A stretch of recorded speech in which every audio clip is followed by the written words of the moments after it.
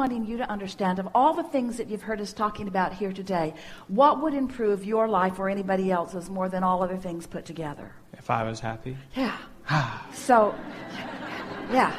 And so, as you get ahead of yourself so what most people are doing is saying, oh yes, I would like to do that because that will make me happy, and I would like to do that because that would make me happy, and I would like to do that because that would make me happy, and that would make me happy because it's lots of fun people, and that would make me happy because it's got lots of money coming with it, and that would make me happy because I'd get to live in a beautiful part of the world. And we say conditional, conditional, conditional. What we want you to do is think about, and this is what we want you to hear, is what we've been after all day, is that as you can find right here, right now, current, something that feels happy when you think about it, no matter where you're getting it from, and you stay there until the conditions or the situations or the people or the ideas that match happy begin to occur to you.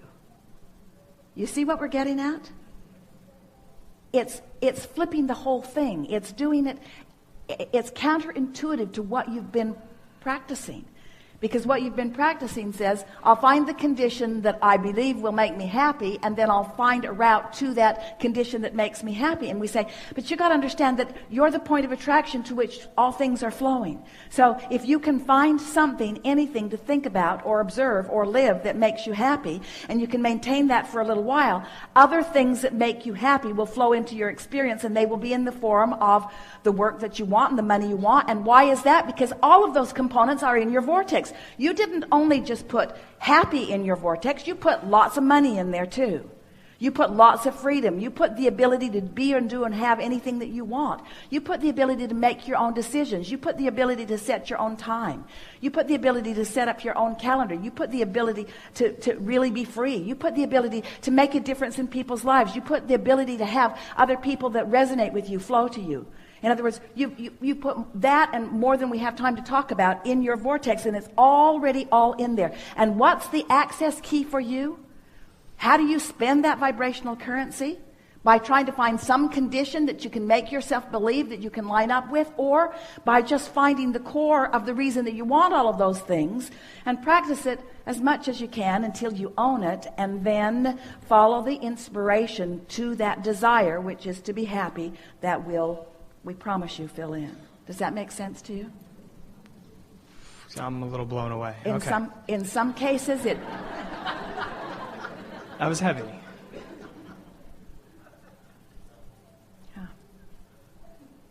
Yeah.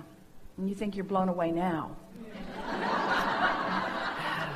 As the ideas flow and you feel the perfection of them. And then you see the ease with which That's they are. what I'm seeking. But in the seeking of it, you're looking for something that is not, and you introduce resistance into the equation. How? Where did I do that? By saying, I'm looking for this thing that I haven't found yet. And so what we're really asking you is, can you be happy? Do you have the ability to be happy before the idea flows? Yes. Because if you have the ability to be happy before the idea flows, the idea will flow for sure. Do you have the ability to be happy before the money gets there? Because if you have the ability to be happy before the money gets there, the money will get there before. Following? So we know you want to say to us, but Abraham, it's easier to focus on the condition. And we say, how's that working out? It's not easier to focus on the condition. Conditions are loaded. They're loaded with the way everybody else feels about them. They're loaded with all your past beliefs about them. Conditions are loaded with expectations. Start in this pure place and create the environment that allows it to grow. And then experience the explosion of good ideas flowing to you. And say regularly, I had a desire and it was general, but boy, is it evolving into something that's more and more specific. And the more specific a general desire that has no resistance becomes, the more exhilarating it will be. So, a desire that has a lot of momentum and no resistance is ecstasy. A desire that has a lot of momentum and a lot of resistance is miserable. A desire that has not much momentum and no resistance is the beginning of every good thing you want.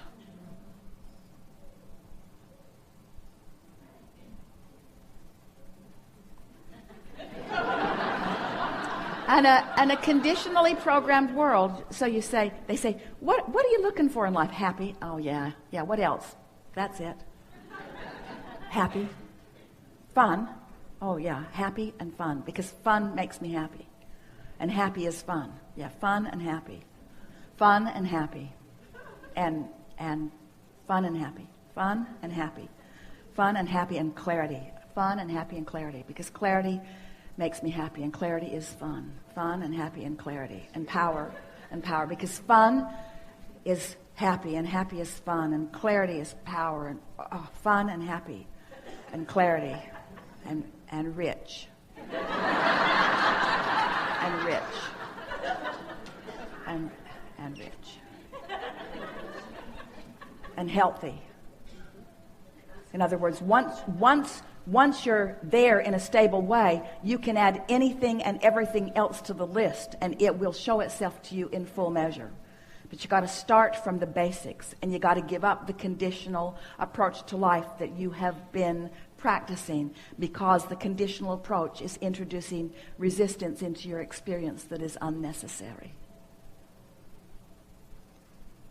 I'm going to have to download this. Our ploy is working. I have one more thing that is completely separate, but how can I tap into Abraham and this message that comes through you? Get happy. Get happy. Yeah. I want it. Well, you're clearly on the trail of it. Your desire is clear, and your allowing was strong enough to get you in the chair. And so in this moment, in this current moment, the resistance is non-existent. And so it's seeking this state of being, it's seeking this feeling. Really what it amounts to is not making such a big deal out of things, and not trying so hard to justify, and sort of taking everyone else out of the equation, and just developing a relationship between you and your source, and letting that be the primary thing that you're reaching for. And to understand that the source within you is happy, and that when you feel happy, that alignment is happening. And when you're yearning for something, that's different. Yearning is different than happy. Yearning is an active vibration in opposition to what I'm reaching for. So it's not trying so hard. It's being easier about it. It's looking for the evidence of it that's all around you all the time.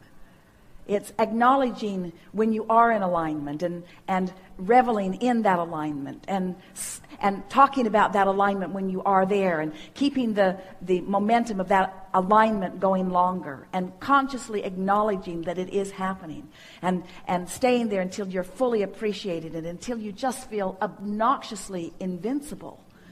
In other words, when you tune into this and practice it and allow it and own it, and can get there easily, and start there every morning, and get further and further into your day with it, then all of the easier it gets, the easier it gets. Because at first it's a little awkward, but you get better and better at it. And the better you get at it, the more evidence that flows. And the more evidence that flows, the easier it is to be good at it.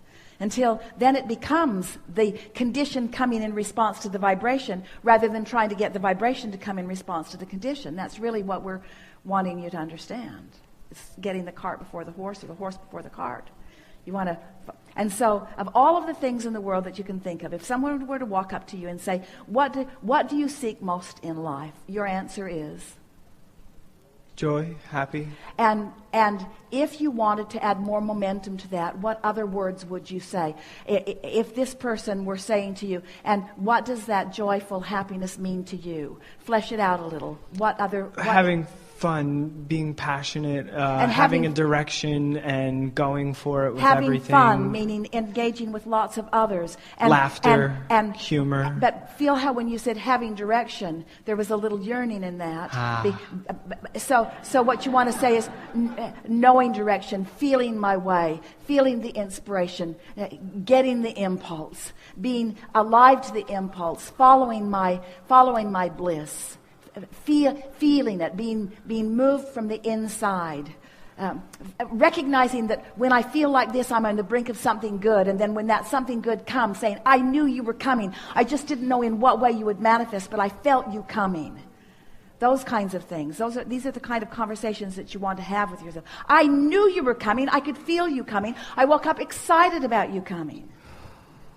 Jerry and Esther were in this neighborhood a few years ago, and they were on their way to what they considered to be their favorite restaurant in the area, and driving down the freeway. And all of a sudden, Jerry said, let's go to this restaurant instead. And Esther was driving, and all of a sudden, she needed to exit like now.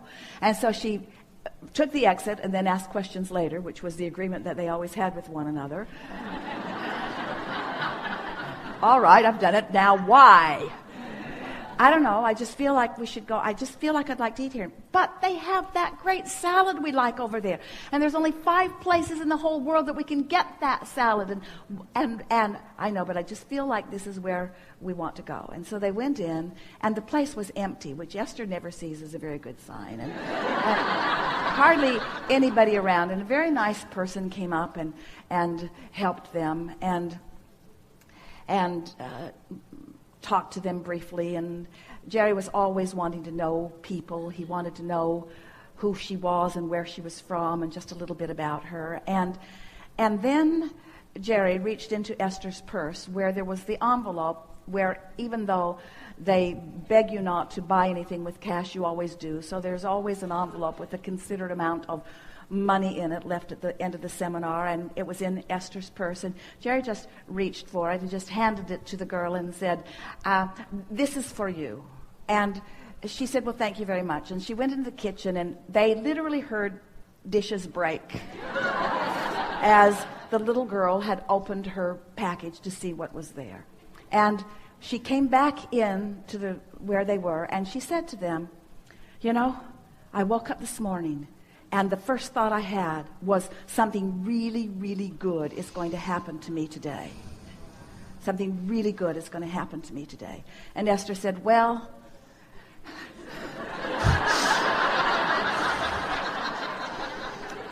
apparently Jerry was part of that process, because I wanted to go over there, and he wanted to come over here. And then she said, my roommate moved out this week unexpectedly, and my rent is due tomorrow, and I did not know how I was going to pay it. And Jerry said, if you had told us that story first, we wouldn't have given this to you. Because the more she tried to justify the gift that she had received, the more her energy became contradicted from the purity that it was, when she had awakened that morning and said, something really good is going to come to me today, you see. And so you are in co-creative harmony with people all over the planet. And there are people who are ready for you, and you are ready for them. And when you are deliberately readying yourself, doing it on purpose, and then you are wise enough to follow the feeling of that, before you know it, you're just rendezvousing. Esther loves playing with her little kids, her little grandchildren, because they know something that most of the big people that Esther plays with have forgotten. They know that it's always supposed to be fun. Not just a little fun now and then not fun, and then a little more fun and then not fun. Always fun. Always fun no matter what. Always fun. Fun, and then more fun, and then more fun, and then more fun, and then some more fun, and then more fun, and then more fun, and then some more fun, and then more fun, and then more fun. And sometimes it's fun to even think about the fun that we're going to have while we're having the fun that we're having right now. In other words, no point to ever get into a fun lag. There's no reason to ever get into a fun lag, because they are young enough to still see that the universe will continue to deliver to them one thing after another, after another, after another, after another. But if you've been living some conditional life, then the universe has given you this not fun, and this a little more fun, and this not fun, and this not fun, and this a little more fun.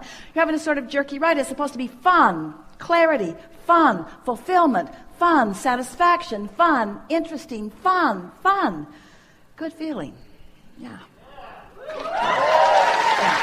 Good enough.